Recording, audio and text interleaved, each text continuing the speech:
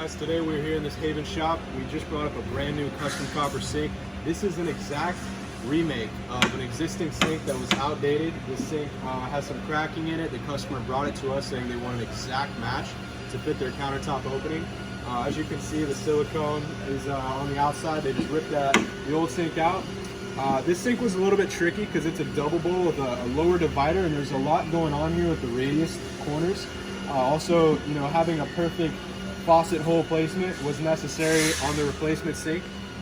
So tasked with that, we created a brand new custom copper sink out of 14 gauge American pure copper.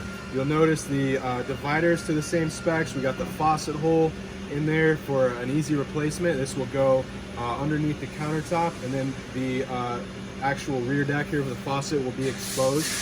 And this is going to ship out today, going to Panama City, and y'all will see it in the gallery real soon.